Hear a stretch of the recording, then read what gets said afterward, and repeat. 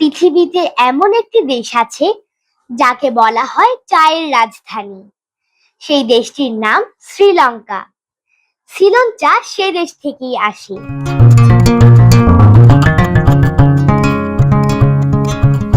সে দেশের একটি ডাক টিকিট আমার কাছে আছে। আজ সেই ডাক টিকিটের গল্প শোনাবো। এই ডাক টিকিট 1978 সালে অবমুক্ত করা হয়, মানে প্রকাশ করা হয়। তাহলে 2026 সালে এর বয়স হয়েছে 45 বছরের বেশি। তখন বেশ কয়েকটি প্রজাপতির ছবি দিয়ে সিরিজ ডাক টিকিট প্রকাশ করা হয়। Sri Lankan birdwing, blue Mormon, Ceylon blue oakleaf নামে প্রজাপতি সেসব টিকিটে খুঁজে পাওয়া যায়।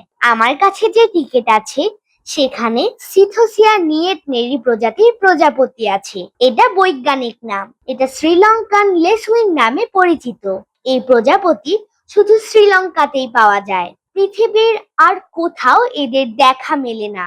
এর ডানার সূক্ষ্ম নকশা আর উজ্জ্বল রং যেন শিল্পীর তুলিতে আঁকা এক জীবন্ত ছবি। দক্ষিণ এশিয়ার দ্বীপরাষ্ট্র শ্রীলঙ্কা জীববৈচিত্র্যের জন্য বিশ্বজুড়ে পরিচিত। দেশটির প্রশাসনিক রাজধানী শ্রী জয়াবর্ধনপুর কোট্টে আর বাণিজ্যিক রাজধানী কলম্বো। মানে সরকার বসে কোট্টেতে, কিন্তু বড় ব্যবসা বাণিজ্য হয় কলম্বোতে।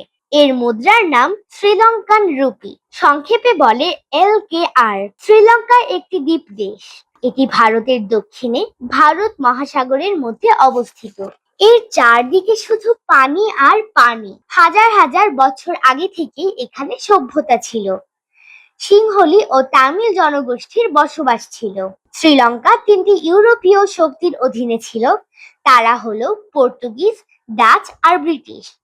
ব্রিটিশরা শেষে পুরো দেশ দখল করে। 1948 সালের 4 ফেব্রুয়ারি ব্রিটিশদের কাছ থেকে স্বাধীনতা লাভ করে দেশটি। আগের নাম ছিল সিলন, পরে নাম পরিবর্তন করে হয় আজকে শ্রীলঙ্কা। আজ আমরা একটি দেশের ডাক টিকিটে লুকিয়ে থাকা একটি গল্প জেনেছি।